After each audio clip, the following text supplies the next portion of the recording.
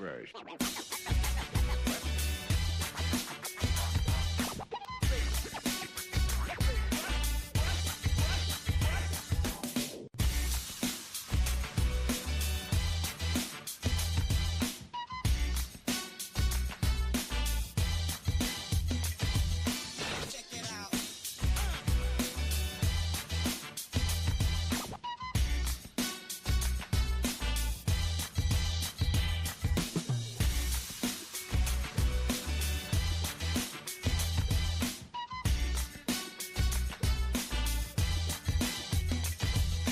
Fresh. Fresh.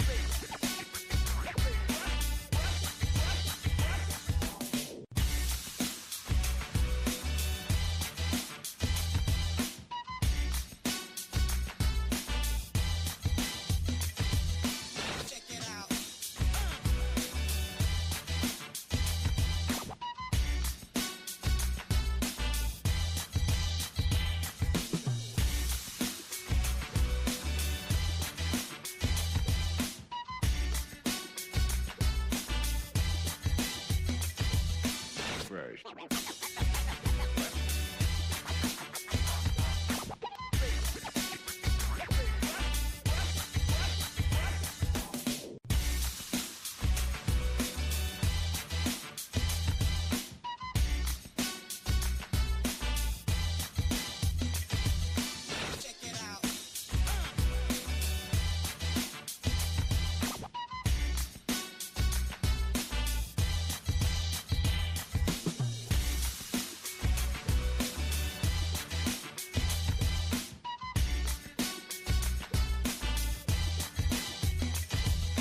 Fresh.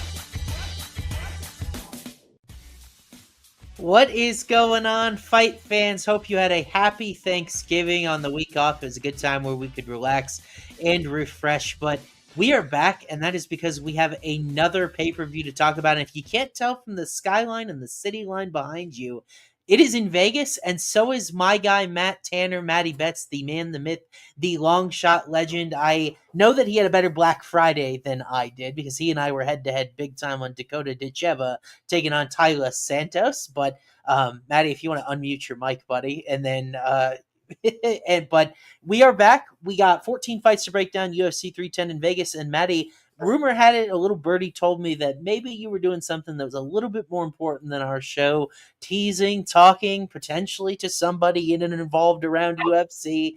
So I understand that you were late and you had a good reason for it, but how you doing today? You're probably jet lagged and tired, but we're so glad to have you. Yeah, I'm sorry, everybody. I get for my New Year resolution is a consistent show time. That's my resolution. I owe it to all of you guys. I'm never on time. I'm never consistent, but that's my New Year's resolution. But yes, we have a lot of good shit coming for Home of Fight. We're launching a new podcast with another fighter later this month, maybe next month. So some good things happening out here in Vegas. I am at, where were you? At the Fountain Blue. Yep. You guys got to see this room, man. This room's insane, bro. I won't waste any more time going through it, but the room's insane. Matty has gone presidential suite. He's that confident we were smacking the cycle parlay this week. Dude, I need it. You have no idea how bad I want to smack a cycle parlay. Yeah, I want it so bad this weekend.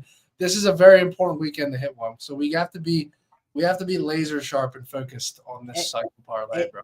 And I think the good news is that we have a lot of fights that have veterans, and I am so looking forward to getting your perspective on it, because what my model is telling me is chaos. Is that chaos could be imminent this weekend, where like Yeah. there are very few places where I'm not at least somewhat skeptical, but we'll dive into the numbers on FanDuel, see if maybe we find betting value or angles that we think are smacking. I know you gave out a couple of plays that I necessarily don't disagree with, so not a horrible start there as well. So thank you guys all for joining us.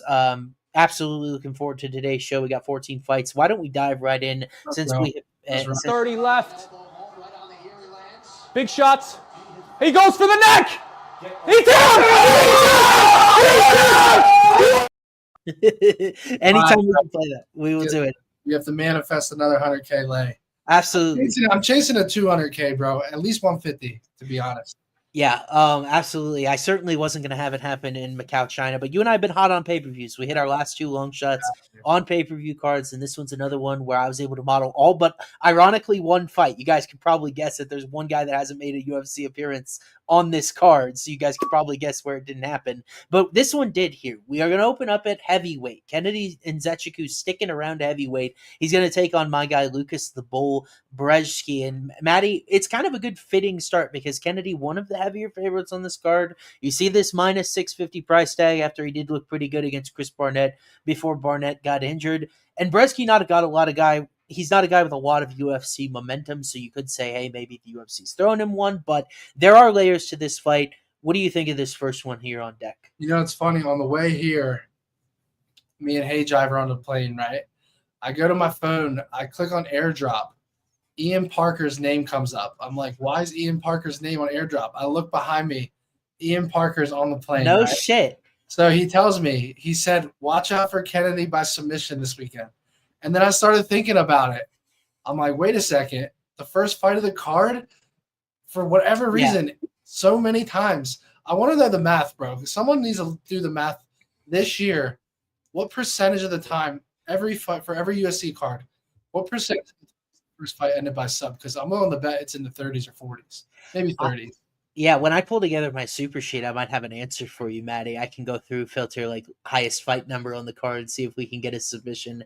I hate hearing that out of your voice only because it reminds me of Kennedy's last fight, where the angle I played was fight starts round 2, round 3 submission, and you know, I don't know if he would have got the sub, right? It looked like he was well ahead on the feet, but what do we got here? We got a video to play. Oh, this is you guys betting on tennis on the way over?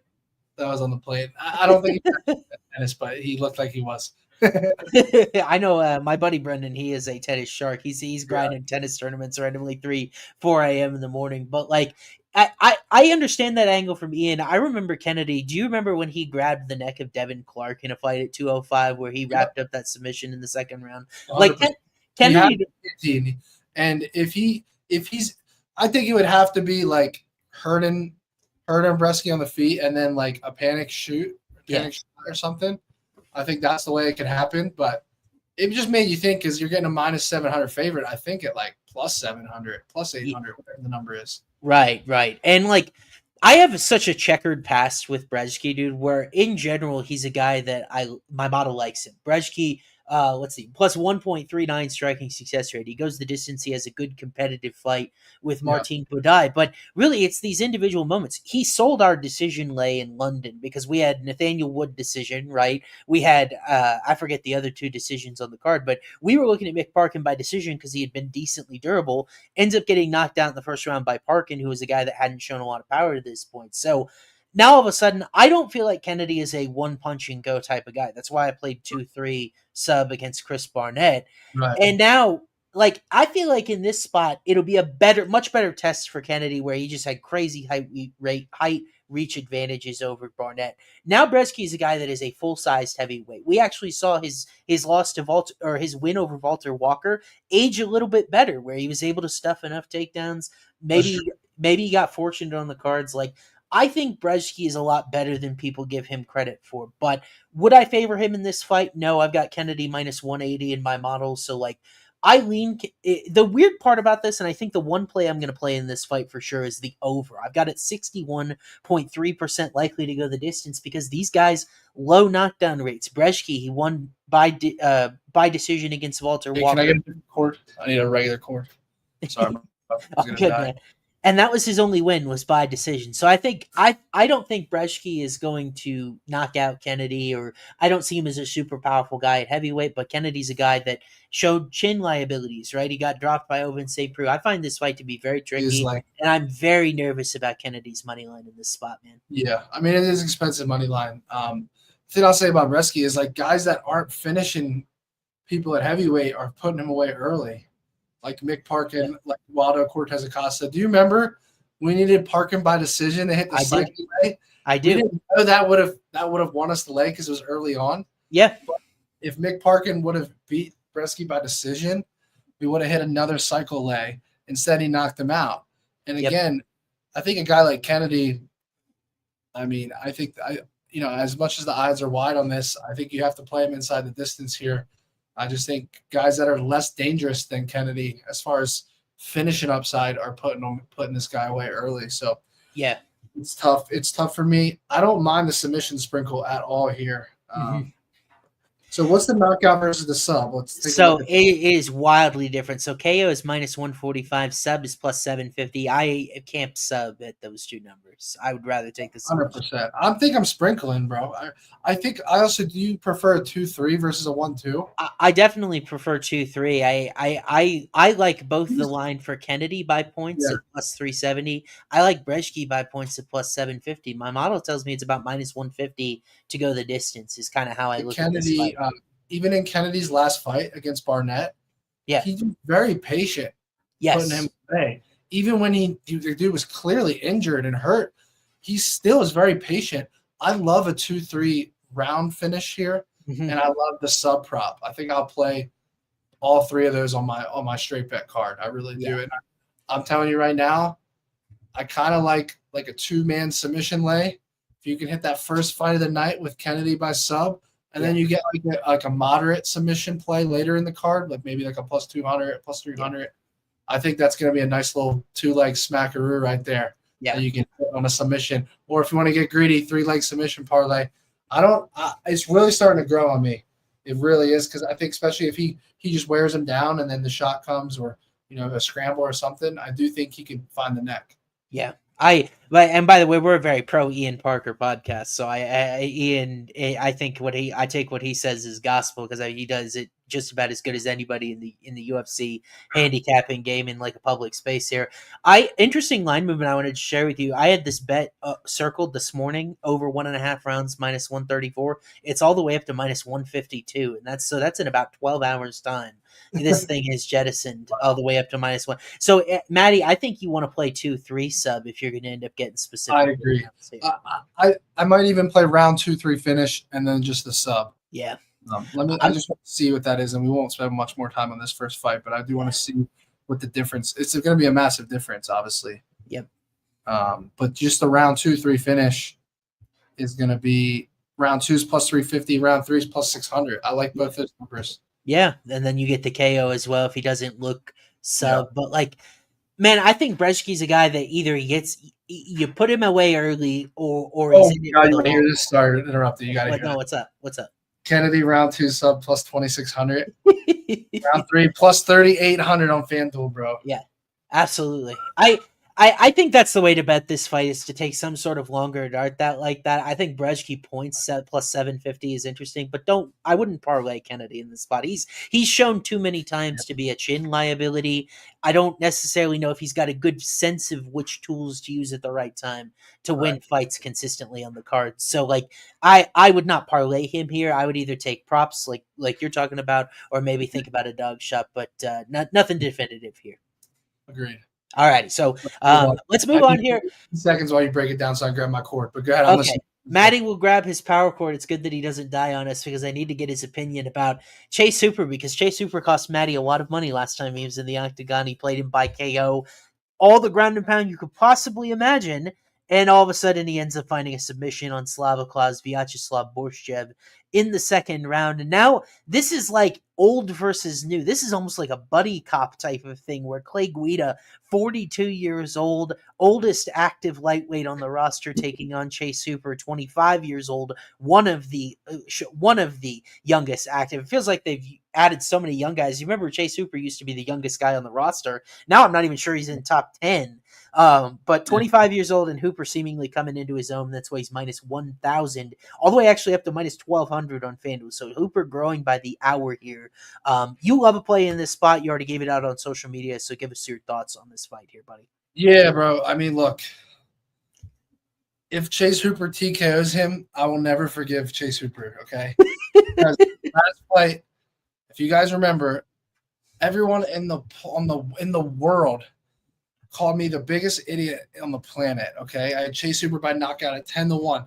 Remember, this is Chase Hooper we're talking about, a guy who apparently doesn't have striking according to every fan in the world, right? Who's nothing but a jiu-jitsu nerd. Yep. Comes out and outstrikes the kickboxer in Slavoclaws, knocks him down on the feet, beats the piss out of this dude. And I counted 6 times that fight could have been stopped. Slavoclaws has a fucking lump on his head where I thought his brain was going to explode, okay? And the ref does not stop the fight. Then Chase Hooper locks up a submission, okay? I was fuming. It was yes. I was either going to win 10 or 20K. I forget the number. I had the knockout prop. I either had 1,000 to win 10,000 or 2 to win 20. I can't remember. But I had Chase Hooper by knockout. I'm flip-flopping here. I'm going back to the conservative play, knowing that there is a risk that Chase Hooper gets ground and pound. But here's my philosophy. Clay Guida, I know he's 42 years old, but this dude does not go out easy. Like, yes. I had Leonardo Santos against him. It was one of the worst beats in my UFC betting career when he beat the shit out of him, looks up at the ref, says, "Are you going to stop the fight?" Then gasses, and then Clay Guida subbed him, right? So I've been on bad beats on both of these fighters. But the facts are the facts here. We just had the podcast, the Show Me the Money podcast, filmed 2 days ago. Gilbert Burns told me that Clay Guida said to him word for word, "I have no grappling. All I have is wrestling and a guillotine. That's it." This fight on the ground is such a mismatch. It is ridiculous. Yeah. Okay. And obviously the fight has to get there. But Clay Guida has so much muscle memory where he's going to shoot takedowns. He's going to strike, shoot a takedown. Bam, there's the neck. Or bam, there's a scramble. Chase Hooper is just so much more skilled when it comes to jiu-jitsu. I don't see a way this gets to end the fight without Chase. I mean, unless it's like a straight kickbox. Yeah.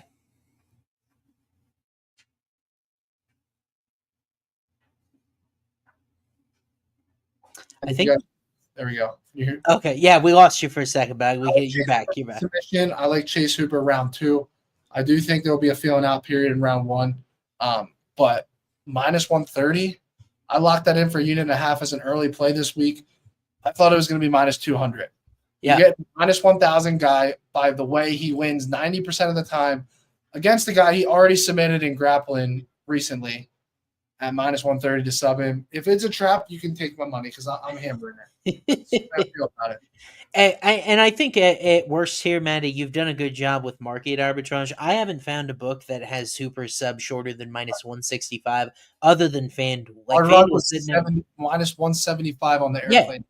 Yeah. Minus 130, and so fast when it came out this morning, I was like, I'm in on this. That number is mispriced. Yeah, it's a weird that FanDuel is so below the rest of the market. Unfortunately, like I am at a spot here where I almost feel like I'm playing with house money, because if I really wanted to, like if I was a professional UFC bettor and I was angling my money to like hedge off and reduce risk, Clay Guida points is 12-1. The dude is not going to finish Chase Hooper. He just doesn't have a lot of knockout power at this point, and he's not going to submit him. So I feel like if you like Guida, you can just play 12-1 points with a tiny little hedge, and you can do whatever you want with Chase Hooper. But I tend to agree with you, bro. I think that Hooper by sub should be a huge favorite here. So I've only got him a minus 280 favorite in the model. A little bit of that is because Hooper's analytical striking defense hasn't caught up to what I think are some of the improvements that he's made, and he really hasn't. Like, he didn't have any distance striking time at all against Slava Claus. It's not going to improve that metric, but I've got submission 39.5%, and then I've got decision 23.1, knockout What was it? 11. And so I have it 39.5% for submission, but So like that's 4 out of 10 times, basically. yeah. So like 4 out of 10 times Hooper finds a So sub. it's right in line with my number. It's not value. I don't think it's close. No, it's not. No, minus 130. It's not value at all. No, it's not value at all. But Matty, the reason why is because I have modeled Hooper's money line much lower than this. But I think that minus 130 is a good enough spot that I would be willing to accept that, because I don't know if my model yet has caught up to Hooper's improvement. A lot of what it's giving Guida credit for in this spot, I'm not entirely certain is true. Where do we really think that Clay is going to be able to spend 3 rounds on top of Hooper and like survive the entire time and end up winning a decision? Because that's what my model says Guida's most likely path to victory is. But heck, if I'm afraid of that, why don't I just hedge off submission with 12-1 Clay by points, right? Like I feel like it's almost playing with house money to go ahead and bet a good number here at minus 130. So do you prefer 1-2 or 2-3 in this spot? I like 2-3. I gotta ask what this comment means because I'm curious and I have no idea. It says not to start any beefs here, but I'm just curious. Do you remember what Angela and Jacob did when you mentioned Fernandez by sub over Kron 1? Did I mention that or you? I don't know what they're talking about. I have no idea what they're talking about. I was on Kron 1, so I lost that bet, so I don't know what they're talking about. Yeah. Kong Wang, that bet looked good for us until it didn't. We got burned. Like, I still think she's super good. Like, I think it was a dumb mistake. Yeah. If you want to call it that. So the NFL show is next for those that's asking in the chat. Good But to know. Super by sub. I know it's not technically model approved, but is it Austin approved? It is Austin approved. Does it have a chance to make the cycle lay? Yeah. Okay. There are a lot of subs I like on this card, but Hooper sub I think could be a good leg. You know what I said in the Telegram a couple of days ago? I was like, if I just did 3 2-leg sub parlays, I feel like there's no way one wouldn't hit. Yeah. If I took 2 fighters by sub and did that 3 times, I feel like one's smacking for sure. Yeah. Like there's that many good sub opportunities. I just feel that the math nerd in me cannot put beside most places you bet Hooper sub, it's going to be minus 175. You can get it significantly lower implied probability here. It just feels like a bargain. The deal hunter in me, the coupon hunter, can't resist. It does. All right, let's a certain number you can't touch it. Like I'm not touching it at minus 175. You're just starting to lay way too much juice on it. Yeah. Especially when anecdotally, I'd put it probably closer to maybe like a 50-50 proposition. Before we move to the next one, real quick. Yeah. Guys, I've been in Vegas all day. I do not have any NFL plays. We will do the NFL show after this. Austin, if you want to feed them it's got to be Thursday Night Football. If you want to feed them something real quick before it starts. All right. You ready? Here's the card. If this hits, maybe Matty and I'll do a football show too. Packers plus 3.5. Josh Jacobs. I'm in on that. Over 92.5 rushing and receiving yards. Goff over 253.5 passing yards, and Amon-Ra St. Brown touchdown. You can find it around minus 105. Ooh, parlay, right? No, I don't parlay anything, Matty. You know that I only parlay on this show. That's what makes it so special. All righty. Now we can't back up the Brinks truck for NFL. If Austin did an NFL safe parlay, it would be like the FanDuel adjusted lines where like if you have a receiver at 53.5, you would take him over 30 plus. Hey, that's what you would do. I will say I don't like to brag, but we were up 40 units Thanksgiving week for NFL, so it was a good one. That's maybe crazy. we'll keep it going here. It smacked just about everything. But let's talk about this fight, Matty, because it's actually one of 2 fights I've already bet. I love this fight here between Michael Chiesa and Max Griffin at welterweight. To me, it's just about evaluating value. But both of these veterans, they've been around a long time. We've seen the highs. We've seen the lows. Both of them, I guess, at this point, kind of jockeying for seating right outside the rankings. Michael Chiesa coming off a sub against Tony Ferguson that, let's be honest, not a lot of people are giving him much credit for because Tony has just looked so aged and weathered. But Griffin coming off a split decision over Jeremiah Wells where you and I weren't sure that he actually deserved the nod. So I almost kind of wanted to sell these guys, but you can't when they fight each other. So what do you think about this one? Because I was able to model it, and I ended up betting it. Let me hear your opinion first, because I'm scared. I think we're on opposite sides. I'm scared. Oh no, I like Michael Chiesa here. I have Chiesa modeled. I can't pick Michael Chiesa fights right. I just can't. Really? I had Chiesa against Luque a long time ago. That was retarded. I then had Chiesa. Recently I had Ferguson on the long shot against Michael Chiesa. I lost that. Then what else? What was Chiesa's other fight? I can't pick Chiesa fights right. I don't know what it is. So did you have Holland's sub though? What did I have? Did you like Holland's sub against Chiesa though? Did you hit that one? Kevin Holland round 1 submission against Michael Chiesa. Thank you. I needed that credit right there. I did hit that one nicely. So technically I am up money on Chiesa fights because that was a nice hit. Yeah. But here's what I'll say. I just think Max Griffin can edge out a decision. But I don't know what version of him we're getting at 38 years old too. So it is a little puzzling. How do you think Chiesa wins? Just control, decision? So here's my theory. I do think it is a decision outcome. I've got decision 39.1% of the time. But here's the theory. Where we've seen Chiesa get snatched, bro, Vicente Luque snatched his neck, Kevin Holland snatched his neck. Here's the thing about Max Griffin. 0 wins by submission in 16 UFC fights, only 0.3 submission attempts per 15 minutes. I don't think he's got a really nasty Darce choke anywhere in that sort of arsenal. And where you look at his takedown defense, it's 68%. I think it's pretty good, but it's not perfect. And then overall, I see Chiesa as a guy that is very efficient with his takedowns. He lands over half of them, over 1 submission attempt per 15 minutes. And I just think back to 2020 when Michael Chiesa fought Neil Magny. I think Griffin did the following year. Chiesa dominated Magny for 5 rounds. Griffin ended up losing a tight decision. So I think as far as ground games are concerned, Chiesa's are a lot better. If Max can keep this on the feet, it'll be good for him, but I do think Chiesa should be a slight favorite here. So I bet him at plus 110.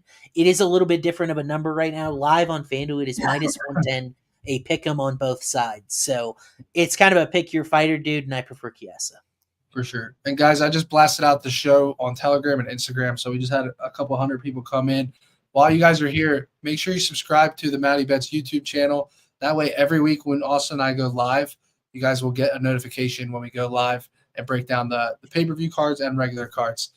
This fight right here, bro, I don't love it either way. I don't think it's obviously going to make our cycle parlay one way or the other.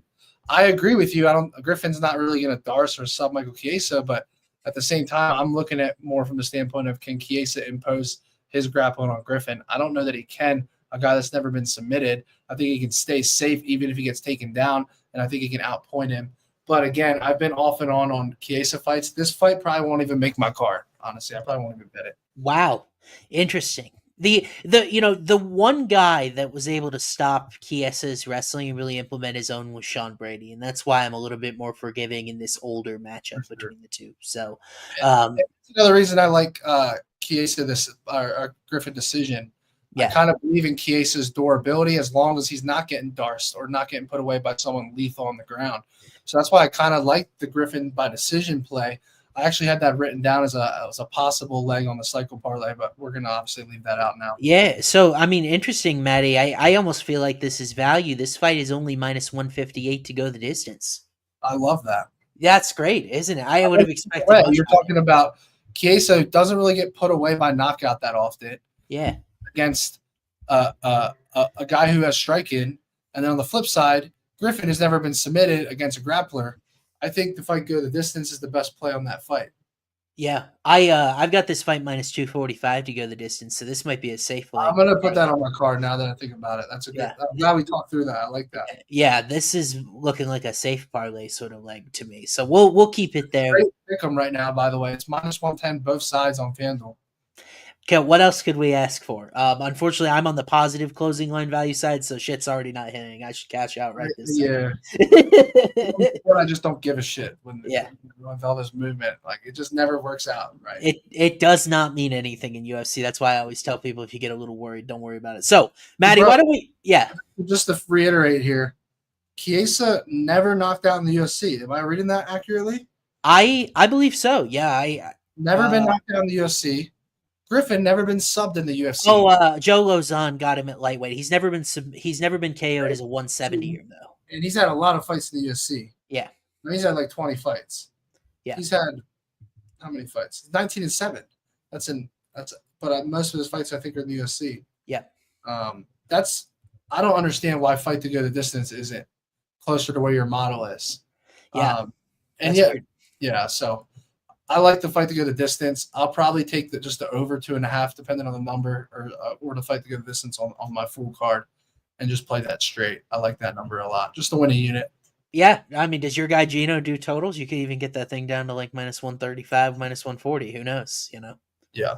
So, alrighty, why don't we move on here, because this is another fun one, Matty, I want to talk to you about, because we've talked about both these guys, and I think we generally like them both. So it's kind of choosing between our children here at flyweight between Josh Van and Cody Durden. As we sit right now, Josh Van -158, Cody coming back at +124, and both of these guys really starting to craft some momentum toward the rankings at flyweight. God, that division is so good that these guys are unranked. But what do you think about these two, Matty? It's crazy. My model debut for Josh Van, who just met the criteria. So I was interested to see how he came through, and I feel good about this one. Yeah, I have this fight as a straight pick-up. So I love Cody Durden. I'm a little bit biased. That's my boy. Cody Durden is one of my favorite fighters. He just, as an underdog, he fights for your money. He's good point. Game the fight whenever. He's not sitting out waiting for fights. Like, this dude is a dog, bro. Mm-hmm. He's not in any boring fights. He's kind of kill or be killed, which does scare me a little bit here because Van is good boxing, good counter shots, good takedown defense overall. But what I will say is my favorite bet is the fight to not go the distance, or the Love under it. half here. I would think I'm going to go heavier on that. I do think that Durden can win this fight. I don't mind a money line play. I also don't mind an inside the distance or even a round 2 sub play on Durden. So to anyone that didn't watch the Show Me the Money pod, which if you haven't, go check that out on YouTube, the Show Me the Money podcast. It aired a couple days ago or yesterday. We had Cody Durden on for like 90 seconds. It was very casual, like on a phone, on the microphone, just bring him on FaceTime. And Moicano said, brother, so he's American Top Team, so there's some bias there. But Moicano is the most honest fighter in the world. He tells people that his teammates are going to lose. Like, he's like, my teammate's going to lose. So he don't bullshit. He said that Cody Durden at American Top Team is light years ahead as far as making improvements and from what he used to be. He's like, bro, when Cody came to American Top Team, he sucked. He said that straight up. He's like, this dude is very good now. Very high level. He's like, I think he can sub Joshua Van, or I think he can put a pace on him and maybe even get him out of there. And when I look at this fight, I had Cody Durden last fight, and I don't regret that at all. You know, he got caught and he lost. He has got to keep trusting his striking because he was beating the brakes off of Bruno Silva, had him up against the cage, and then that muscle memory of just shooting takedowns. When he almost had a TKO, he goes for the double leg, shoots the takedown, and then Cody ends up getting put away later in the fight. If he didn't do that, he would have literally got Bruno Silva out of there. So I think Cody Durden inside the distance is live. Cody on the show, Moicano asked him, he said, brother, I think you're the best underdog of the card. And he asked him straight up, he said, how much should Matty bet on you? I guess Mike's going to play this if he can find it. So he said, how much should in Vegas? Gilbert's going to be in Vegas. Yes, sir. I'll be in Vegas. We're Moicano to come to Vegas, bro. Let's go. I'm going too. He's coming. He's coming now. We'll all be in Vegas, bro. We'll see you this weekend, brother. You missed it. You rewind a little bit. I'll just summarize. So Moicano said, how much should Matty bet on you? He asked Cody Durden that. Durden said, bet the fucking house. That's what he said. Last time that happened, Gene Silva on the podcast said, bet the fucking house. I'm TKO and Drew Dober, and he got it done. I have the same deja vu type of vibes right now. I know Cody Durden could get caught. So I'm playing the under, and I'm playing Durden finish. And I'm either hitting both or I'm going 1-1 is my opinion. So yeah. Your thoughts? My thoughts are that let's fucking go, baby. Let's get paid. Let's go. Let's go. How much money should Matty bet on you this weekend? She's audio. Bet the house. Bet the fucking house. Go. I'm telling you. Let's go. Bet your. But no, I want to address these comments because not every fighter says that. They don't. you'd be surprised. A lot of fighters don't come in with that type of confidence. Like they might have that confidence inside themselves, but you'd be surprised how a lot of people are like, "Oh, it's a fight. Anything can happen," or "Don't bet, don't gamble." Like more times than not. Now I have been fooled. Fucking Jamal Hill came on the podcast and said, Well, I was going to say your guy Rodrigo Nascimento let you down. I have been fooled, so I can't mislead the chat right now.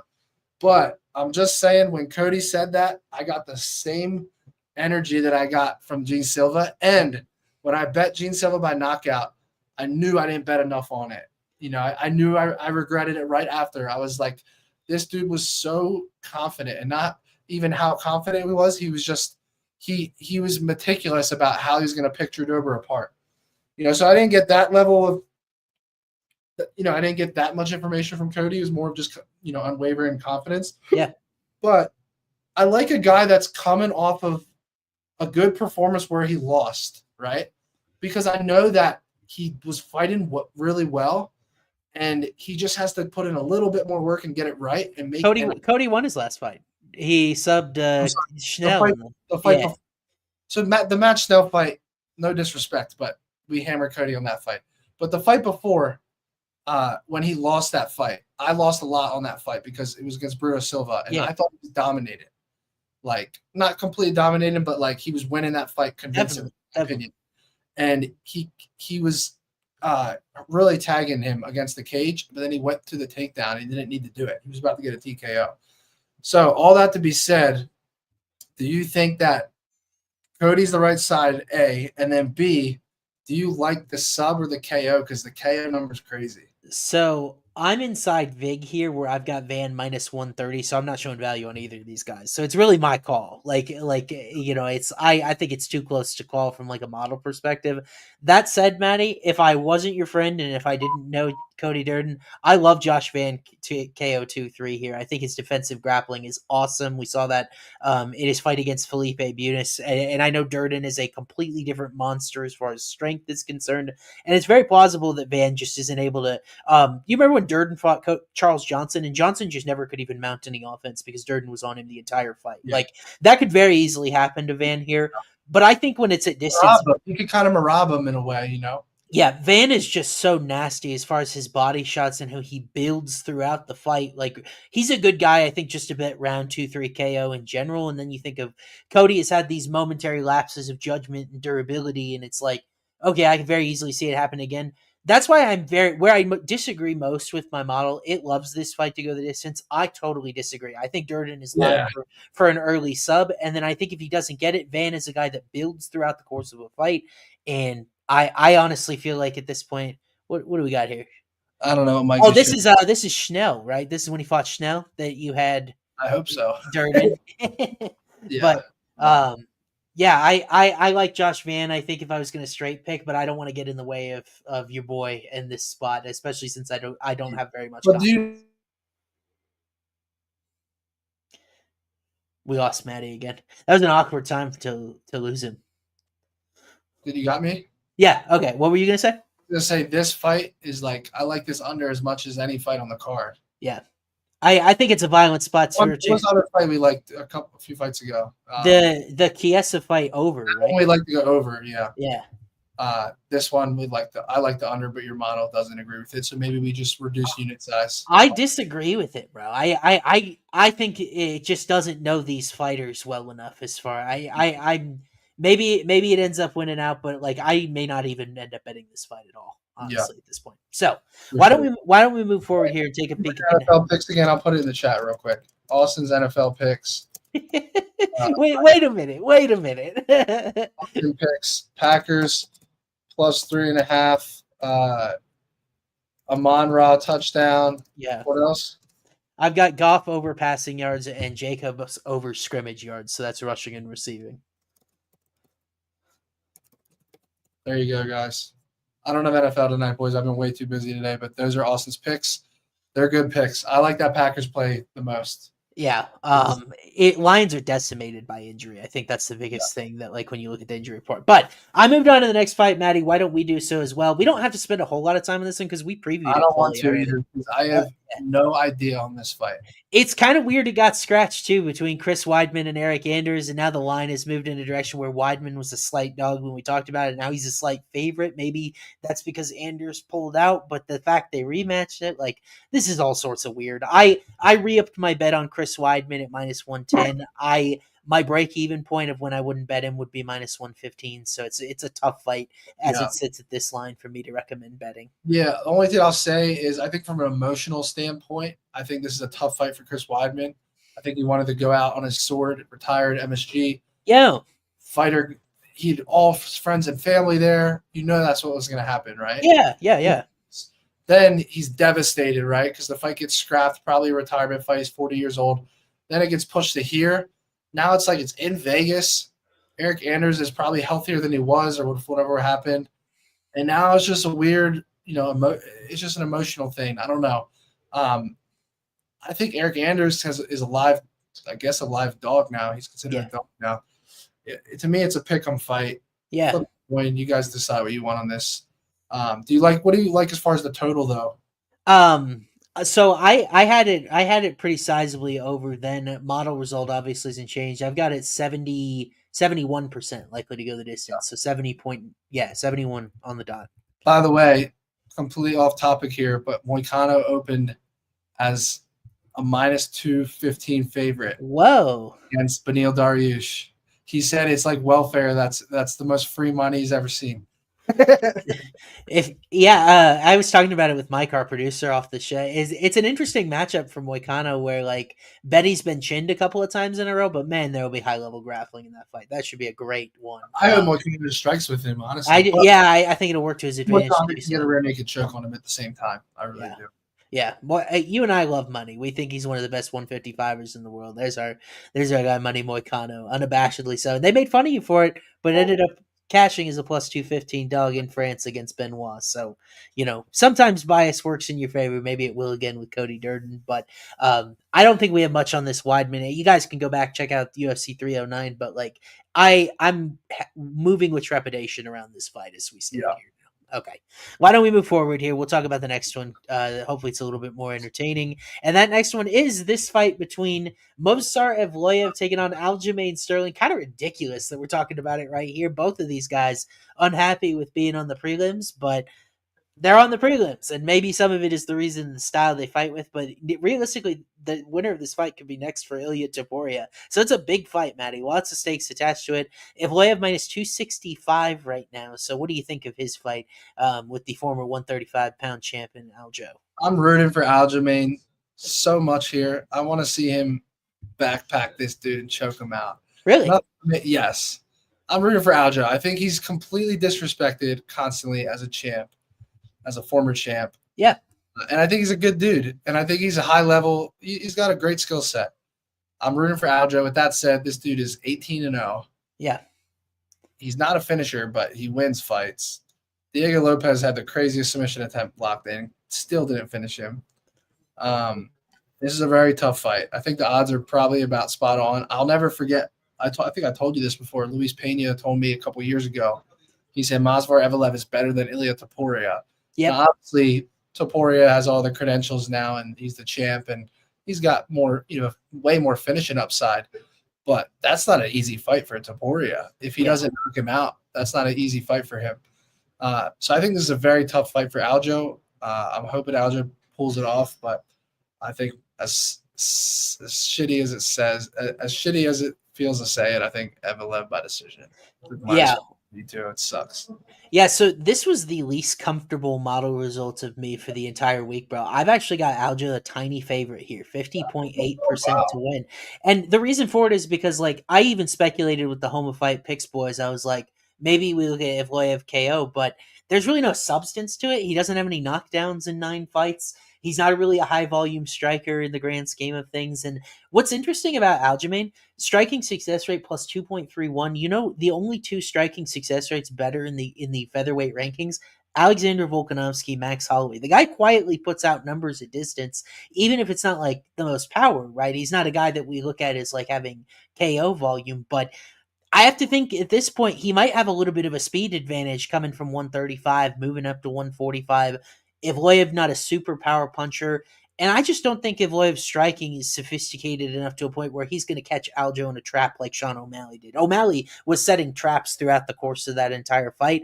I feel like Evloev is much more of a functional striker to get to his wrestling. So I see these fights honestly pretty close. And like, I was biased going into it where I thought Aljo had no shot, but the more I examined my model result, looked at some of its components, I'm like, that actually kind of makes sense that this fight could be pretty close. And honestly, Aljo pitched a shutout in his debut against Calvin Kattar. Kattar entered that. What'd you say? Are you on mute, Matty? Yeah. No, I'm not. What were you saying? I'm just saying it's just such a different matchup stylistically than Yes. Kattar. But he did look good in that fight. But hear me out. Okay, everybody tries to take Calvin Kattar down because he's a great boxer, right? He had better analytical takedown defense than Evloev coming into that fight on more attempts from higher level competition. So it's just something I want to throw out there that if Aljo is able to get takedowns and secure them in this fight. That's his path to me is like he's got to put the pace on Evloev, go forward, put him up against the cage, mixing the takedowns and the wrestling. If he can do that, maybe he can win a decision. I just don't know, bro. I would be interested. So interestingly enough, the point spread on some of the books on this fight, Aljo is like +1 or -145 to win at least one round. So they're expecting kind of a close fight, where Aljo can get around. And I think the 3-round duration of this fight versus if it was a 5-round main event, I might be more inclined to take Evloev. But I think in a smaller sample, I don't have to worry about Sterling and some of the cardio issues she showed in that first Jan fight. I kind of feel pretty good about Aljo, especially at this price. If I've got him a tiny favorite 2-1, I'll absolutely take it. It's just I haven't bet it yet because it's been growing slightly. Like, it's actually kind of stayed in this same range, which makes me feel good because there are some favorites that have been juiced quite heavily on this card. This isn't one of them. So, and I know almost everybody's getting against Sterling because it's usually that way. No, a lot of people think Sterling's kind of a fraud, right? Because he had the acting job against Piotr Jan, and then the second fight was a very close one that went to a split. The Dillashaw injury, but I think you look back at Aljamain Sterling's fight against Henry Cejudo. This dude can wrestle like at a high level against anybody. No, it's a good point. That, if anything, that fight is the most convincing reason to say, all right, I'll take a stab at him here. If Evloev's bigger, I don't think he's better than Henry. My fear is that Evloev is just bigger and a better version of Aljo. That's my fear. So like if he 30-27s him, it won't shock me. If Aljo just gets frustrated and can't do anything. But I don't know. Yeah. I certainly think it is a closer fight than these odds indicate, but if Evloev decision, what is Evloev decision, by the way? It's probably minus money, minus 135, I think.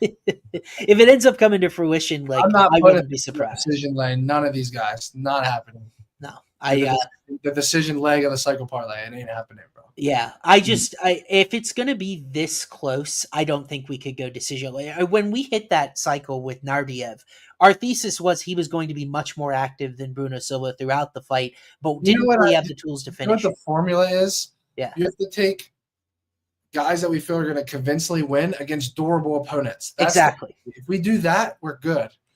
We haven't really struggled that much with the decision legs. It's been flip-flopping the KO sub ones that I've heard of. It has been the KO sub. We got to get that in order as we go through. So this weekend, though, we're good. Yeah. Why don't we move on? Plenty of fights to cover, including this next one up here, which Matty and I were talking a little bit about it this weekend, and I certainly know where he stands now. But man, this card is the gift that keeps on giving. If this is still buried on the prelims, because Themba Gorimbo taking on Vicente Luque, and Gorimbo. Look, I come on here and I seem very confident, but the reality is Gorimbo humbled me in a major way where I thought Nico Price might have had a chance to pull the upset. He did not compete for a second in that fight where Gorimbo was able to take him down, whatever it was, 9 times and completely dominate. And then on the other side here, Vicente Luque, also a guy I bet on in his last fight, did not go very well against Joaquin Buckley. Matty and I came out and talked about it. It looked like he pulled guard. Looked like he wanted out of the fight a little bit. It was kind of a poor look for Vicente, a guy that we both loved and backed for many years now. So, Matty, I think that's why Luque is a dog here against a guy in Gorimbo who still hasn't faced very elite competition. But it kind of feels like one fighter going in one direction, one going to the other. But do you think at this point that Luque has the sort of tools that could fraud check Themba a little bit? Yeah, I don't think he's going to fraud check him, but I think that at the end of the day, like from what Gilbert has told me, Luque has been like chip on his shoulders since that Buckley fight. Like it's not it's not a stretch to say. I mean, I don't want to use the words he gave up, but that wasn't the Luque we know, right? In that fight, Exactly. And what Gilbert has told me in the gym is this dude has had a chip on his shoulder since like that fight has motivated him because he was so mad at himself about it. And the thing I like about this matchup is Gorimbo has been wrestling like crazy his past 2 fights. He's taking his opponents down. He's out wrestled them 12 takedowns to 1 in his past 2 fights. Now, Coach Eryk Nixick might say, we ain't wrestling this fight. Just strike against this guy. This guy had a brain bleed 2-3 fights ago. Like, do what you need to do against him. I wouldn't do that. That's what the game plan should be. The question is Gorimbo going to shoot? Because if he shoots, I really think he's getting Darcer guillotined. Like, AJ Fletcher guillotined him. I think that Luque is as lethal as it gets when it comes to those front chokes. And I think that he can do it. I love the sub prop on Luque. It's plus 450. But I also would not be surprised if Gorimbo wins this fight. So I don't really like Luque as a money line dog. I like his method of victory as the sub because I think that's his path here. Like, I think he can submit Gorimbo's long-ass neck, bro. Look at that thing. Yeah. So Luque sub 5-1 on FanDuel. So that's a better number than you and I were talking about earlier this week. We should consider it. It's a little risky for sure, but I think we should consider it. Yeah. I agree with you that I think it is his best path to victory, but when you and I were talking earlier this week, that I would just want more. Like I for a submission outcome for this plus 136 money line in the attached props, like I don't have to bet every fight, and so do I want to put my money on a guy in Luque that really seemed to fade in that Buckley fight and kind of take the door out? Because I know that he's proven that he's fucking good, though. That's the thing. Yeah. I know he faded, and I know Luque didn't look good regardless. But Buckley could put away Colby Covington, and we wouldn't be surprised at all. You know, like Buckley has shown that he's actually good. Yeah, so that is the one thing to say. I will say the model recommendation here is Theba KO. I've got it. Let's see what I've got. Because of Luque and his poor striking defense, I've got it plus 330. It's 5-1 on FanDuel. Because of the poor defense, you could even go further and say because of some of the brain bleed. Yeah, it is. I wish I could do like a double chance where Luque sub Gorimbo KO, because then I would bet that. Now would you be just sprinkle on both. You could sprinkle on both and just do it yourself. On each. Yeah. Both of those plays. Like, this is one fight where I would bet both sides comfortably. Yeah, but like Gorimbo underrated 1.23% knockdown rate. When I think of his positives, it is athleticism, it's power. I don't think he's a very good fighter. Like, if I knew I was getting 2021 Vicente Luque in this fight, I think you could make him minus 300. But the problem is that I'm concerned with the form, and I understand the motivation and the want to and the get back to. But then they close the door to the cage, and you're kind of fighting some of those old demons. And that's the part I think Vicente won't know until he gets in there on Saturday, is whether or not he's going to be able to overcome. And Gorimbo's shown to be very, very durable as well. So he's going to have a hard time finishing the fight via KO. In a straight wrestling match in these two. Like a grappling match where Luque could submit Gorimbo? Wrestling, like just Theba. Really? Yeah, I feel like Luque's underrated in that department, but Theba is just relentless, and I think his physical strength is the difference. Luque showed it. He showed his wrestling really well in the RDA fight. It was like he came off the brain bleed and the loss. Yeah. Like Jeff Neal, and he was like, all right, I got to change things up, do things differently. And he looked really good. But then RDA goes out, I think his next fight, and gets taken out 11 times by Gamrot, which is obviously Gamrot, but it's still – it's like, how much stock do you put into that? So I think Nixick's gonna make Gorimbo just strike, dude.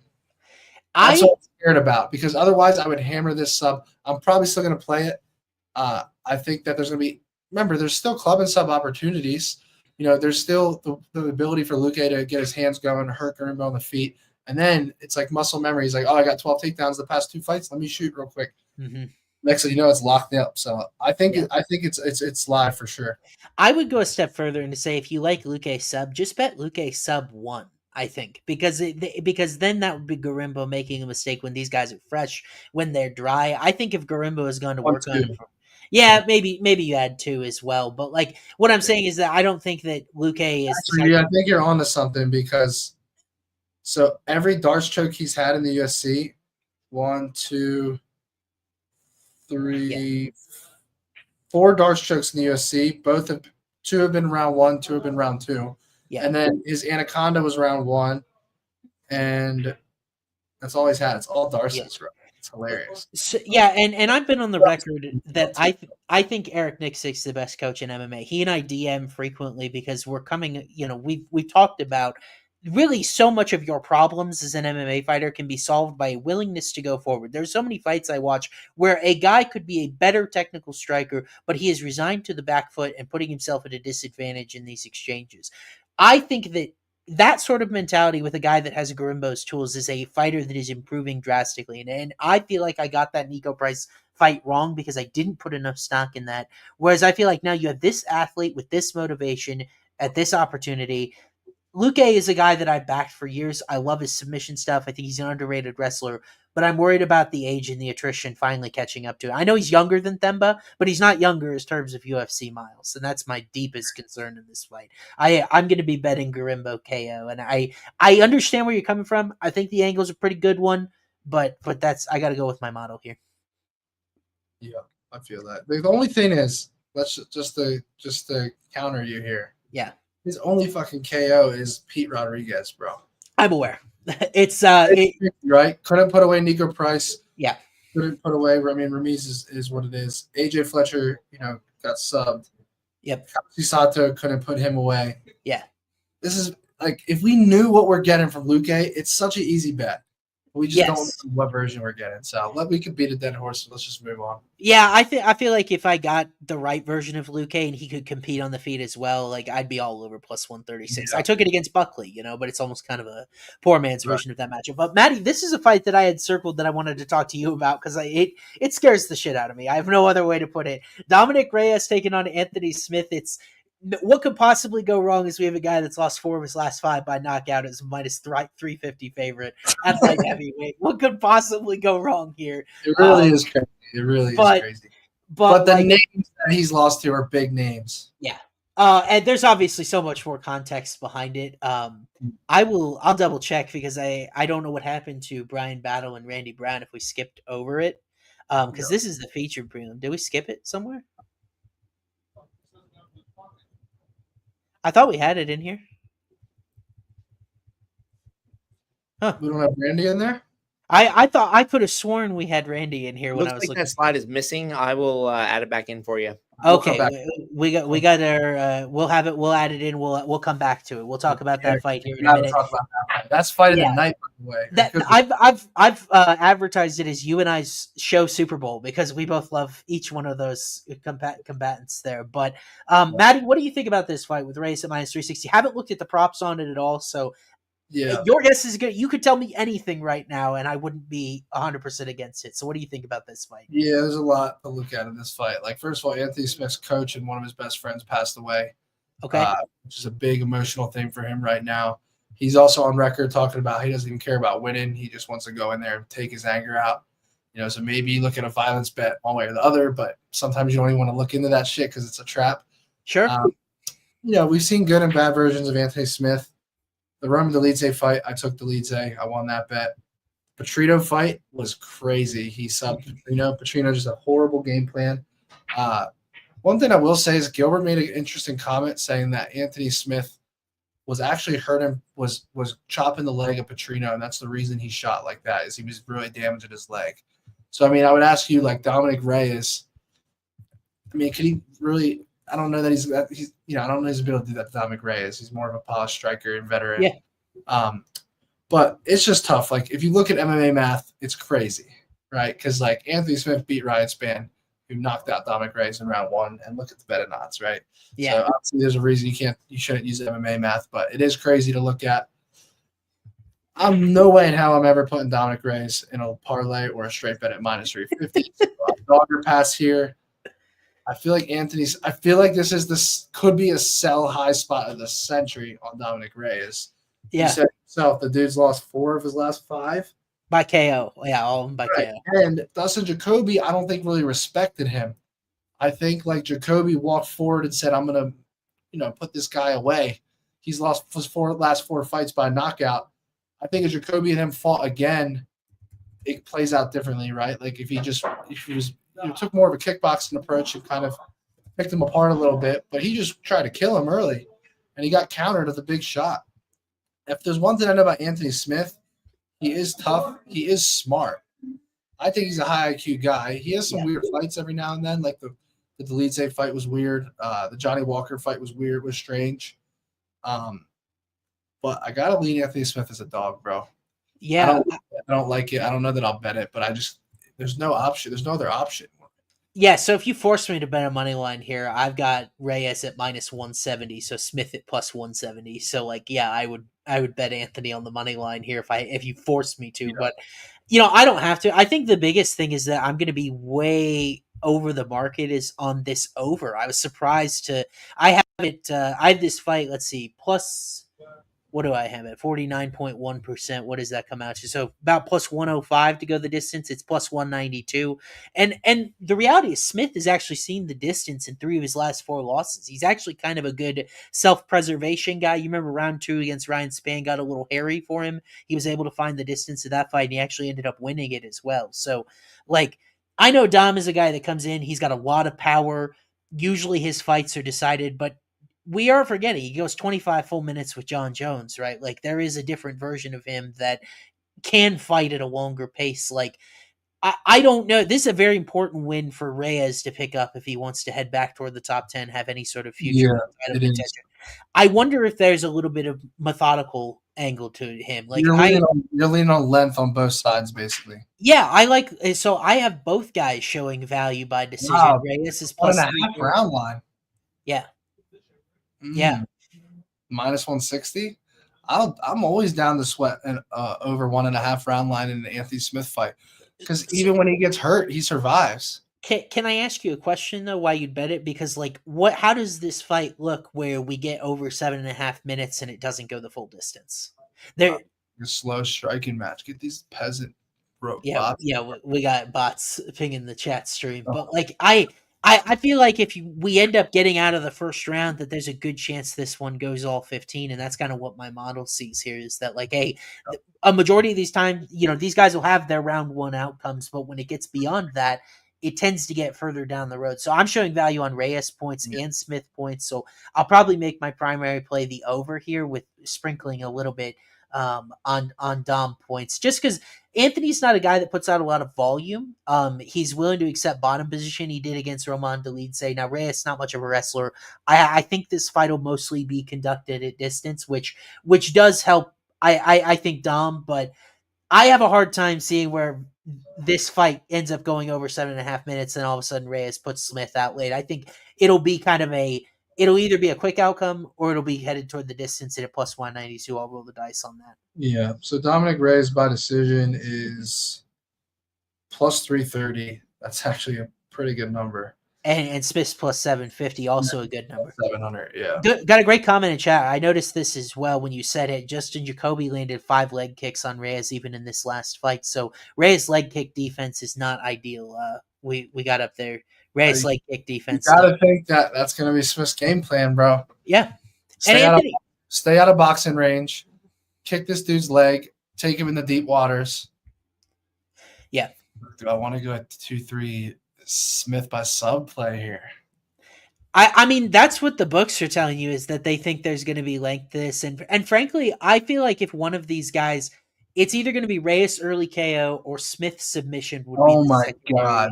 That I would think. think. I want to know what these numbers are. What is Smith round 2-3 sub? Smith round 2 sub +3,700. Anthony Smith round 3 sub +5,000. Wow. I gotta sprinkle those. Those are ridiculous. And here's the thing: Dominick Reyes never been subbed in the UFC. Yes. Who has he fought with submission ability?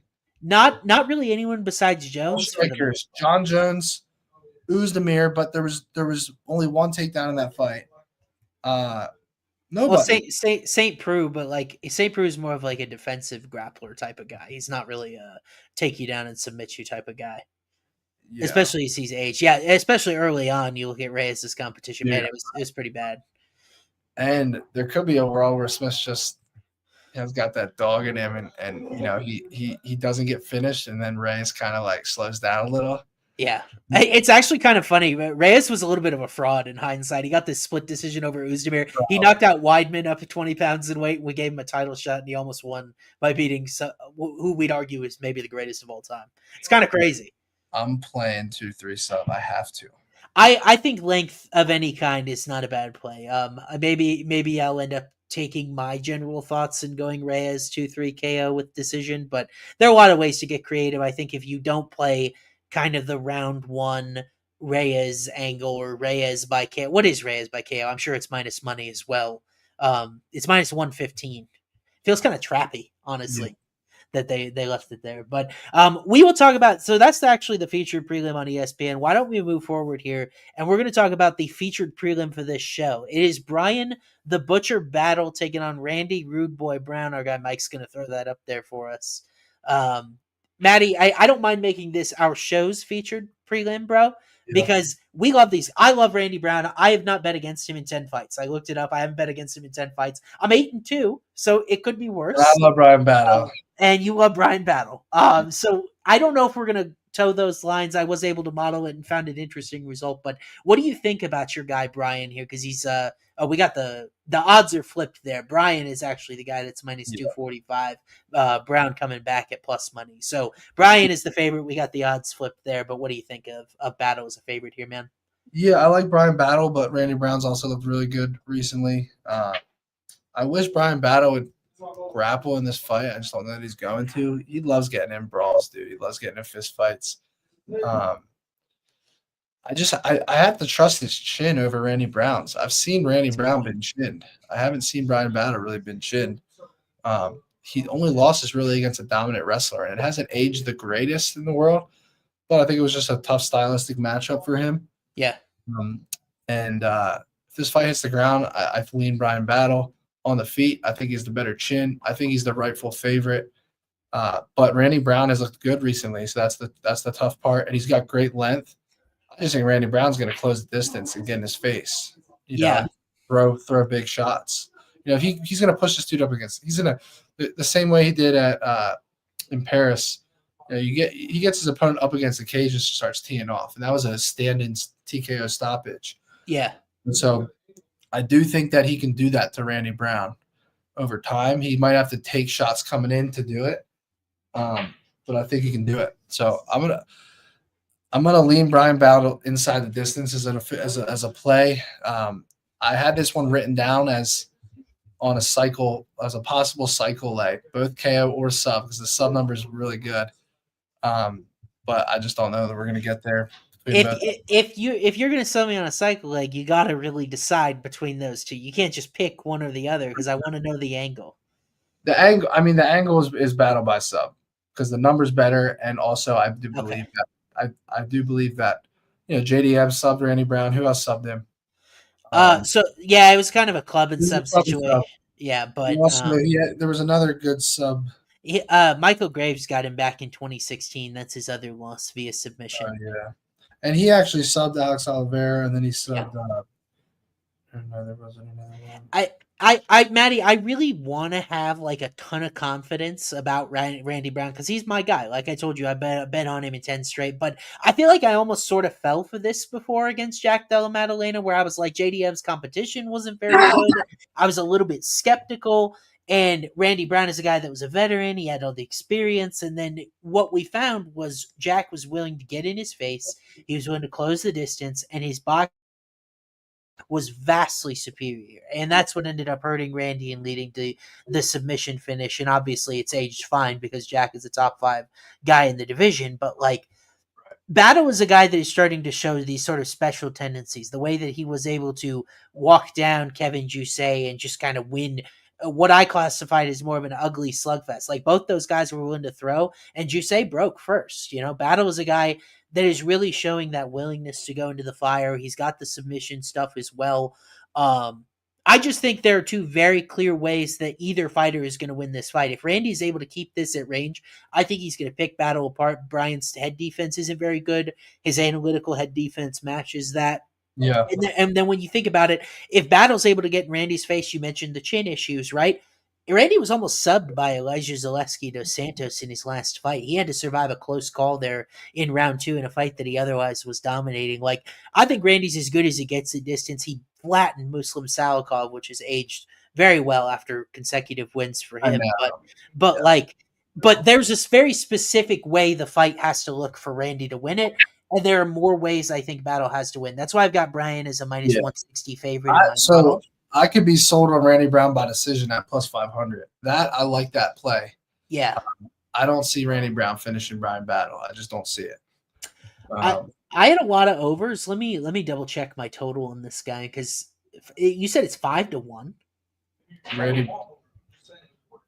Yeah, I've got Randy 26.5% likely to win a decision, which is plus 280 or so. So I like that a lot. I mean, I'm showing this fight to go the distance 52.8% of the time, so a little over half.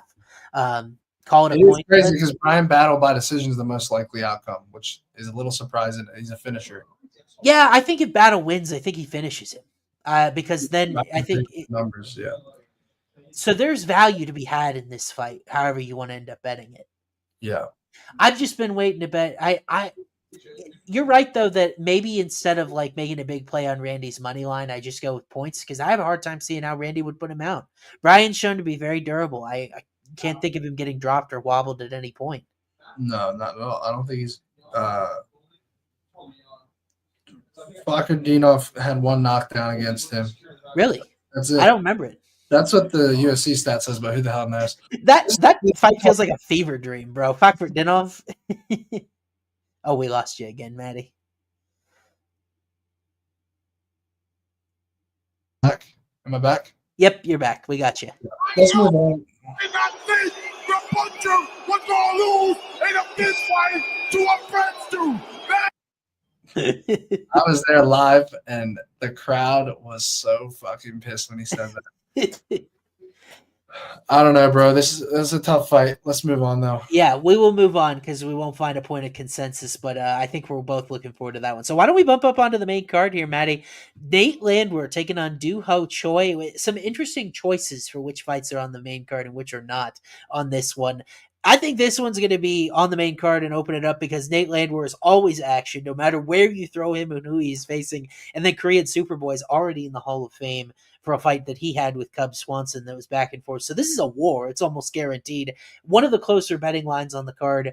Who do you think ends up winning this one? Because I've actually seen a lot of love for one of these fighters this week, and I'm on the other side, I think, of public consensus. I'm on the side with you, and I think we just found our KO leg. Yeah, I don't mind it at all. Like you like Nate the Train here, right? I like Nate the Train by knockout. Hey Jive's right over there playing pool in the suite right now, and he's on the wrong side. Hayden, you want to come make your case for Nate to lose, bro? We're gonna get a live cameo. We're gonna get a live here, Hayden. Tell us why Nate's losing, bro. All right, boys. There's 1,500 people watching. Boys and girls, I love Nate the Train, but comes a time when you have to fade your favorite fighters, okay? And Duho Choi, he might be the Korean Superboy, but he's a man now, all right? And he will deal with the forward pressure of Nate Landwehr. He will rock him on the feet. And if Nate Landwehr shoots a takedown, he's going to submit him, okay? Duho Choi is getting this one done. What's odds? The trap of the week, Nate Landwehr money line, because it just looks too easy. But it's not going to be easy, okay? Duho Choi, get it done. Nate by KO, I'm in, bro. I love. So I didn't have a specific method. There's our guy Hey Jive with the sprinkle. I what was interesting is in Duho Choi's last fight, the first 3 submission attempts of his career against Bill Algeo. Now he didn't end up solidifying any of them, but Hayden makes a good point that when we saw a lot of Choi, it was before the military service, right? And he was much younger and less sophisticated, I guess, than you will now. But I honestly think Landwehr, when you saw how close he fought Danny Gay and some of the other That's fights. That's what I love about it. I'm so glad you said that. It's like, I feel like Landwehr is on this fringe ranked level. And the thing that is so good to back him, if you're not laying huge chalk, is he is a guy that is going to build as the fight progresses. In round 2, round 3, this guy outlasted David Onama and he got rocked. He got he got destroyed. He was in big trouble early in that fight. He ended up hanging on to survive, and Onama's a guy you and I have a ton of respect and admiration for. Like, I mean, bro, a lot of his wins have aged very well. exactly. Ludovic Klein, who is a really good prospect. Yep. David Onama. He's got more subs than I thought in the UFC. That's kind of scary to me. No, I think he knocks him out though. Yeah, so when I put in our official picks, I went with round 3 sub. I don't really have a strong take like KO or sub. I've actually got them very close in the model. I was a little surprised to see that I had sub slightly ahead of KO. So I have sub at 19.8% KO, 16.2%. So almost the same, but a little bit different depending on what our number is there. I could be talked into either one. I think my core play in this is going to be Landwehr round 2, Landwehr round 3. I've got this fight a pretty sizable favorite to not go the distance, 56.8%. So like I think we lean violence, and if I can get Landwehr round 2 plus 850, round 3 11-1, that to me those are my core foundation plays. But if you love KO here, I don't hate it because Choi is a guy that's historically been tough to sub. He's got knockout tendencies. 2 of his last 4 losses by KO, and Landwehr I'm forecasting to build throughout. Sometimes you just pound on guys late if you've got them outworked and out hustled. So if you love KO here, I would endorse it in the cycle. I just want to make sure that our cycle lay, that we're backing 3 guys that like we want our money on, you know? Yeah. Like, we can't do this shit. Like, I feel like there's some weeks where we're reaching. Like, yeah. I think Nate's a guy we want to back here, bro. Yeah. Charles Jourdain put out this dude. Like, I think Nate the Train can find that dog inside of him. Yeah. And put these lights out. It might be late. It might be early. And frankly, you know, he knocked out Bill Algeo. Choi did in his last fight. Algeo's kind of shown some chin issues recently. Wasn't that the early stoppage fight? Yeah, it was a little bit of an early stoppage in the second fight. But, you know, Algeo is just not quite aging particularly well. So I don't know how much I hold that win for Choi. Yeah. By the way, Choi never subbed in UFC. And then Kyle Nelson goes out and gets starched by Steve Garcia. Did you hear me though? But I think that's an added point to you. Choi never subbed in UFC, so that's a good point. I think I was breaking out. I don't know what you heard, but the last thing I'll say is, you know, Choi put out Bill Algeo, but then Kyle Nelson also put out Bill Algeo. Yep. And then Kyle Nelson goes out and gets starched by Steve Garcia in the first round. Yeah. Lands 1 strike. So, like, again, I just think when you look at these 2 guys, look in both these guys' eyes right now on the screen. Who do you want? I want Nate the Train. I want the dog on the left. Nate the Train in UFC, baby. To get the knockout. I think he even gets hurt in the first round. I really do. And I think he rallies, and I think he puts away Doo Ho Choi. Let's just go with it. Leg 1 of the – or maybe not leg 1, but a leg of the cycle parlay. Nate the Train. I want to hear from the chat. Do you guys agree with that leg? Can you get behind it? Yep. I'm actually, you know, I'm showing a okay value on both KO and sub. I've got Landwehr minus 155 to win this fight, bro. So I'm showing value on money line. 60 is a good number on that. Yeah. I'm showing value on Landwehr's money line here, bro. He's actually down to minus 130 on another book. I'm gonna pop that when we get off here. Yeah. So I like Landwehr to win, and then I think you know what, Matty, you're so right about. We're so done putting Naim Jargle, Tumen Dembrell on our freaking cycle parlay. I want 3 dogs this week. We're taking 3. So I think not to be underdogs. It just has to be dogs. Yeah, exactly. Big difference. I think what we should do is we'll find a decision in here somewhere. But I love Chase Hooper, and you love that play by sub. We got Landwehr by KO, and then we'll just find a decision somewhere else. Some of the ones we've talked about so far. I wish I could sell you on one coming up, but I know you're not going to like it. Let's move on. Yeah, all right, let's move on. Yeah, we'll talk about this next fight up here because this one has a decision outcome written all over it if you ask Sportsbook. It's a very interesting fight in betting circles. Bryce Mitchell taking on Kron Gracie. It's so funny, the last picture we had of Gracie where he looked like he just woke up late for his 8 a.m. seminar. But Mitchell coming off that ugly, scary loss by KO to Josh Emmett where it took him a while to get back onto his feet. Gracie coming off a performance where he spent, 12 minutes underneath Charles Jourdain doing nothing. So not exactly the highlight of these two's careers, and now they'll cross paths on a pay-per-view. I have a theory why this fight is on the main card, Matty. But before we get to that, I want to ask you, with Mitchell at minus 770, minus 800, wherever you get him here, do you think he's good chalk, and do you have a specific way that you want to play him here? So I put out a 2-unit play already 2 days ago. Bryce Mitchell inside the distance. I'm not going to get cute. I'm not going to take the knockout or sub, because I do think that Bryce can actually sub him if he hurts him first. Now, I saw Kron Gracie's interview, and based on my interpretation of it, is he's not going to pull guard and do some dumb shit. Like, I think he's going to actually try to fight like an MMA fight, which is funny to say, right? Because a lot of times he'll just try to make it a jiu-jitsu match. Yeah. I think this is a perfect bounce-back fight for Bryce Mitchell. We've seen Bryce Mitchell. Let's not forget, he's not the best striker in the world, but we've seen him knock down Leonardo Barboza in the first round. We've seen him get his hands going. He was tagging Ilia Topuria a little bit on the feet. He wasn't a complete sit and duck. He has hands. He's been working. He probably took 2 months off after that devastating knockout, but he probably spent the last 10 months working on his game. Because he got knocked out by Josh Emmett last December. I actually text Bryce all the time and just see how it's going. My buddy Luis Pena is one of his partners, training partners. I think this is a statement fight for him. I think a knockout on the feet or maybe to ground and pound. You guys lose me again? Or you got me? No. Yeah, we got you, Matt. We were just throwing up. You had your Bryce Mitchell. Give me Bryce Mitchell inside the distance. I got plus 260. How much you want to bet the numbers dropped? Let's look. So, Matty, why did you go inside the distance instead of KO? I'm going to be on both, but my 2-unit play is on the finish. Okay. I am going to play the KO on my card. But do you think Mitchell could sub Kron Gracie? I think if he beats the shit out of him on the feet, yeah. That's true. Oh.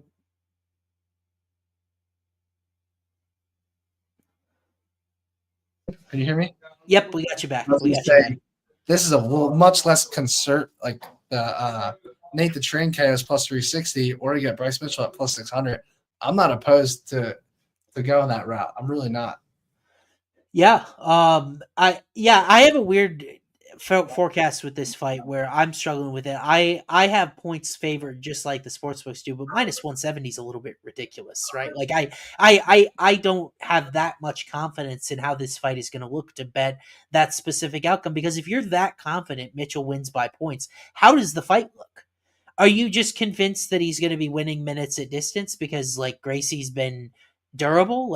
If I just had to pick an outcome in this fight, yeah, I would guess Mitchell points, but how do you think the fight's going to look where it doesn't lead to some convincing result one way or another? I think my general theory of why Mitchell is a pretty good favorite here is that Gracie has had trouble getting the fight to the ground on his terms. He's terrible, in fact, his takedown stats. Just about 2 attempts or so per 15 minutes. He lands 25% of them. His takedown stats are terrible.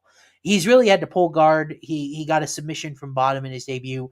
15 minutes at distance against Cub Swanson. And then Jourdain, that was him pulling guard as well. So, is Mitchell going to mess around there? Is he going to stand and strike? I actually think UFC put this on the main card because they think it's going to be kind of a sloppy war on the feet. That's my hypothesis, which to me lends itself well to Bryce Mitchell by KO.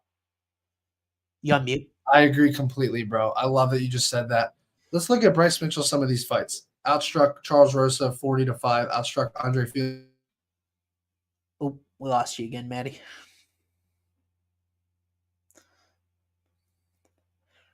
It's fucking internet. My back. Outstruck Danny Gay 23-18. A lot of that's obviously mixing in takedowns, and you're stopping your opponents from landing strikes on you. But sure. I think he's underrated on the feet. And when I say underrated, I mean based on where people rate him in their minds today. I think he's underrated on the feet. So I like the KO prop. I really do. I think +100. If we go, think of it this way. Usually when we do these cycle parlays, we have a 2 plus 250, a plus 3 something, plus 4. If we go high on a plus 600, then we can take a Chase Hooper by sub at minus 130. Yep. And it's still a good payout. And then we just have to get somewhere on the decision. I'm kind of getting sold on Bryce by KO here. Yeah. I will say, I just think that if you want to make any sort of aggressive play at this fight, how else does Kron Gracie win it besides a sub? And he's 12-1. So I said this with Guida points earlier. You could just hedge out of whatever activity. If you really wanted to do this like a pro, you could just hedge out of whatever activity you want to put on Bryce. But like, what do you think about early versus late in terms of a KO for Bryce here? I don't really have a read on that. I Yeah. think he could ease into it, coming off a devastating KO loss. Yeah. Maybe he just goes for it because he's not threatened on the feet by this guy. So I don't really have a read that way. I think 6-1 is a great number already. I think we just play the KO. Yeah, I will say I think right now, as we said, I would lean Nate the Train KO over Mitchell KO because like when I look, the number that's staring me in the face is Mitchell 0.42% knockdown rate. He just doesn't. He dropped Edson Barboza, but he just doesn't have a lot of moments where he's shown a ton of power. And Gracie, I don't think Kron's been knocked down in his UFC career, if I'm mistaken. Yeah, he hasn't been knocked down once, and he had that war with Cub Swanson. Like, I don't think of him as a not durable guy. So. Yeah. I'm leaning Nate of the 2 KOs we've talked about in consecutive fights. I'm cool with that. Okay. All right, so let's move on here to the third to last fight on the card. Cyril Gane taking on Alexander Volkov. No, you're not seeing things. This is a rematch of their 2021 fight. It was a 5-round main event. Cyril Gane ended up winning that fight, and now they will rematch them. I think it makes sense given where they stand in the rankings at current day, and how different they are really since that 2021 fight. So, Matty, Cyril Gane has taken money all week here. He's one of the bigger favorites on the card. He's minus 410 as we sit here live in. What? Yeah, he's minus 410 on FanDuel. What do you think about this fight? It is only a 3-rounder compared to the first one. So does that change your thought process of who you might bet? So in a 5-rounder, he won 49-46, 50-45, and 50-45. So, of course, take a wild guess who the 49-46 was. It was Sal. I was going to say Sal.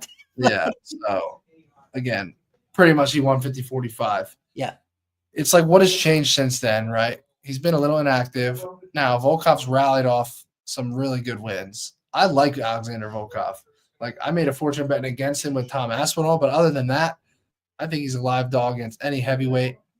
The problem I have with this is I like Cyril Gane's improvement since the John Jones fight. He was stuffing takedowns against Spivak. Yeah. Made him look like he's such an amateur on the feet. Yeah. I just think he's a unit, and he moves like a lightweight. I just think this is like Volkov's kryptonite. So I lean Cyril. Okay.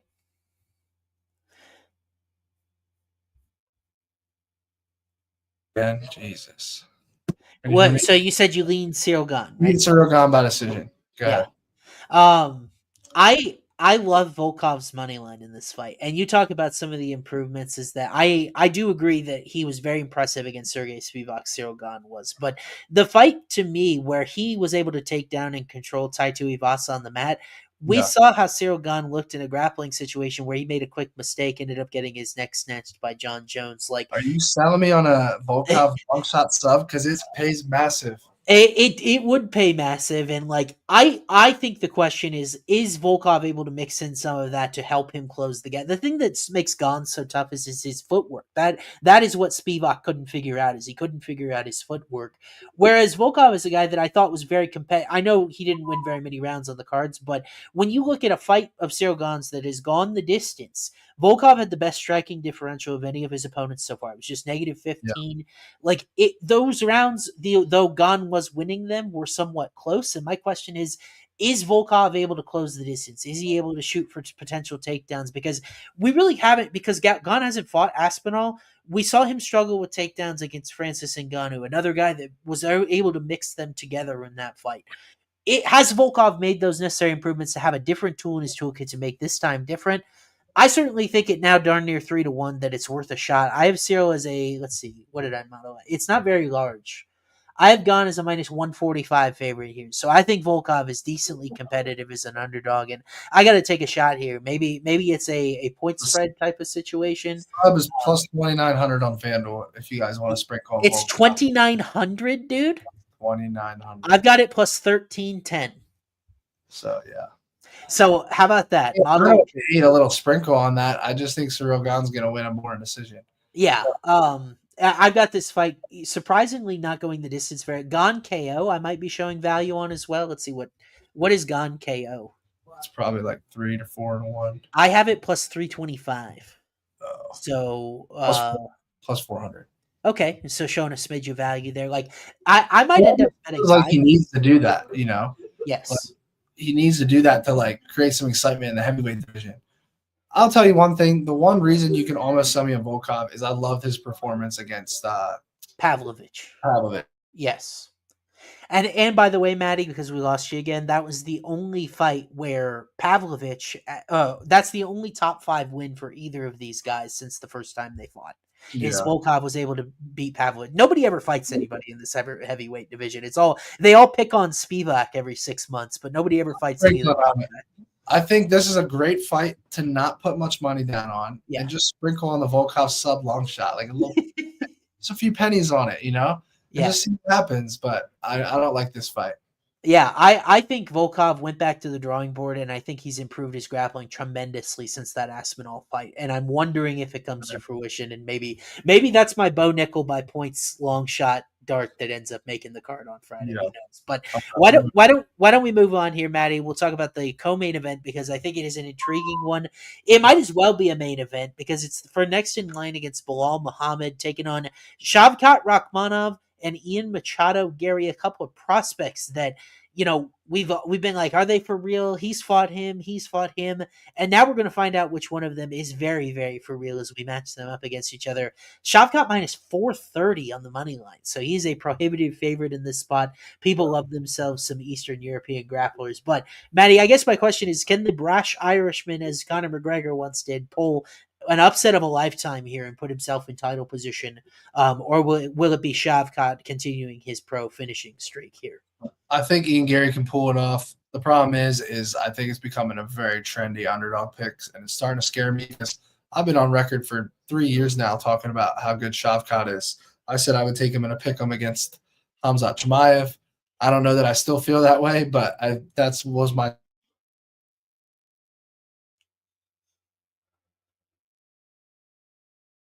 Oh, we lost Maddie again. I don't know that Shavkat's wrestling is relentless and good enough to just get takedowns whenever he wants against Gary.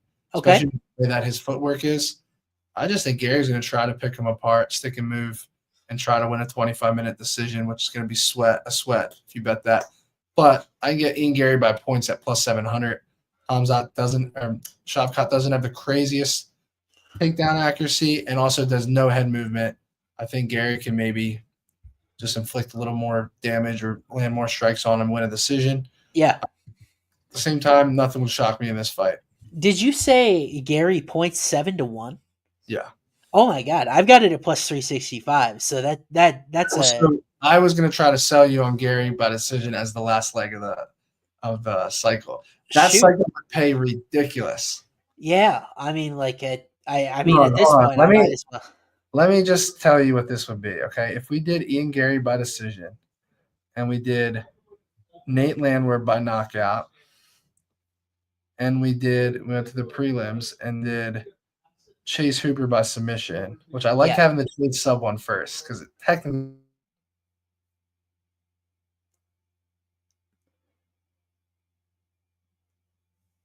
that would be plus 6,400. I thought it'd be a little bit more, but you know why I did is because if we put Bryce Mitchell in there instead, it would be ridiculous. Oh yeah, I'm sure. Yeah, we'll see who we end up going with. Let me take a look with Bryce. Jeez, I mean, it is model approved. The problem is that I have been struggling with this fight because it just feels to me like Rakhmonov is the type of relentless, well-rounded guy where Gary, it feels like in some of these fights, he's just kind of playing with his food a little bit. Like I would have hoped for a more convincing result over a guy like MVP. And he was able to mix in the grappling a little bit and make it happen. But like, I just feel like Shavkat is going to be a lot bigger. He's going to be a lot stronger.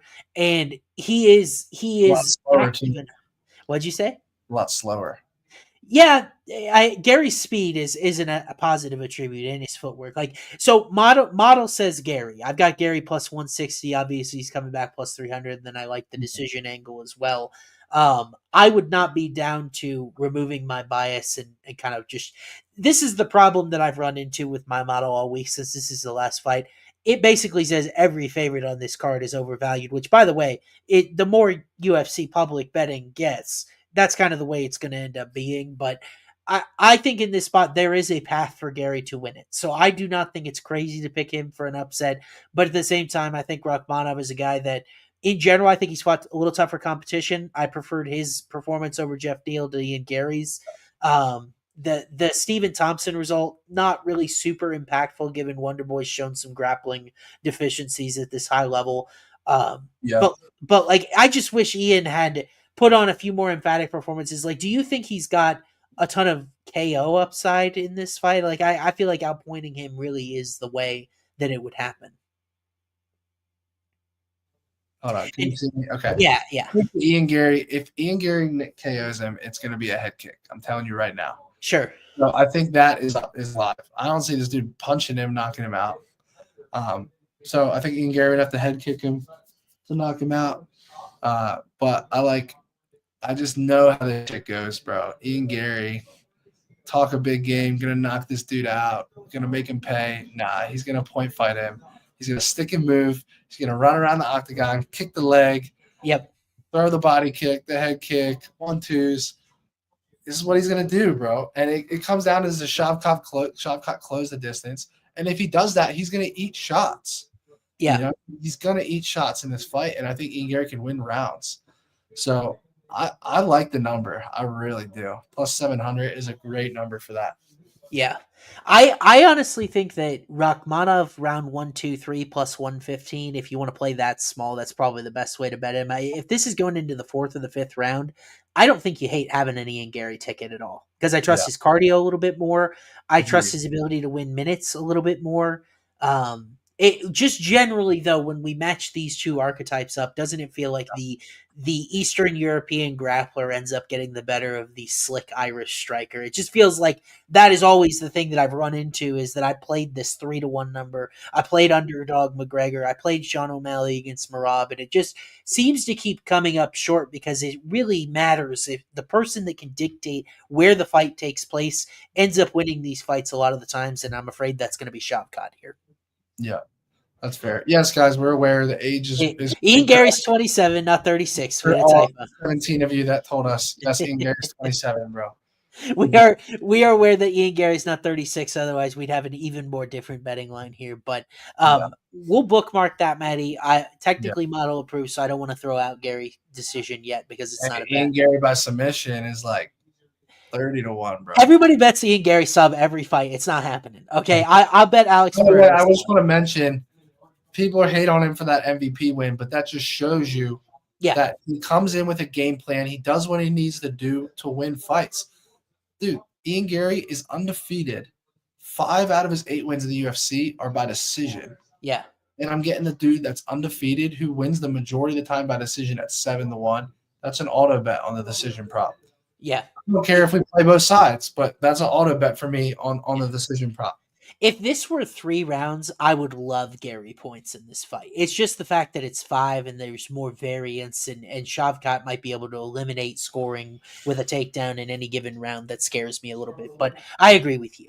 All right, let's move on. Right. That sucks. Sorry. Yeah, we'll try to get through Matty. Poor Matty's Wi-Fi is struggling, so we'll try to get through it. Here's the only fight on the card I couldn't model, because we've never seen Kai Asakura in UFC. He doesn't have any data, but he's going to fight for a UFC title. He's taking on Alexandre Pantoja, who really didn't have anyone else to fight, which is kind of why this is happening right here, right now.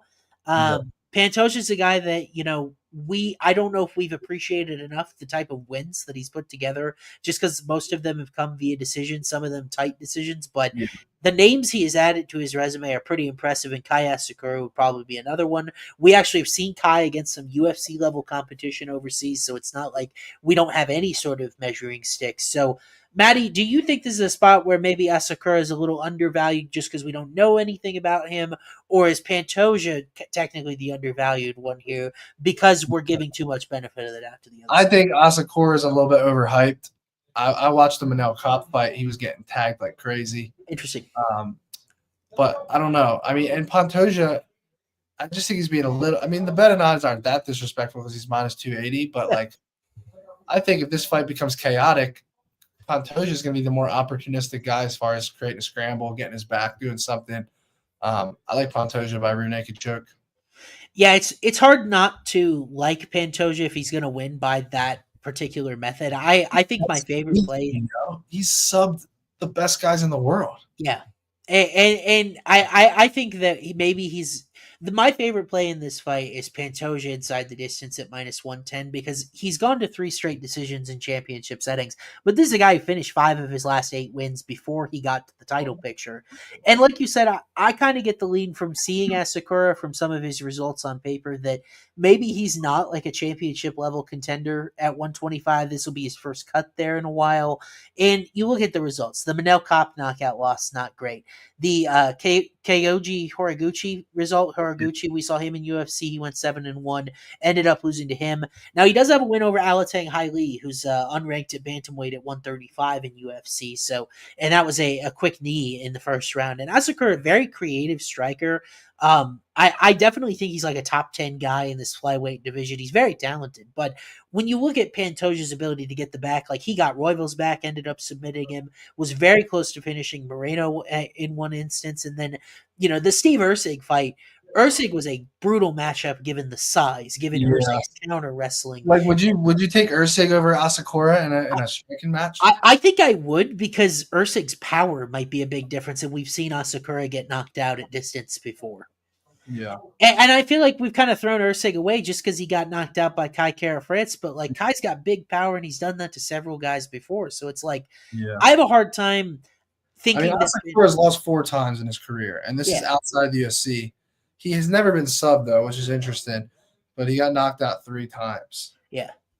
I have a hard time seeing Pantoja not be able to dictate the pace of this fight. I kind of lean KO over sub just based on the number. It's plus 190 versus plus 460 when Asakura hasn't been submitted, at least not in the last 10, 15 fights, whatever it is I sampled.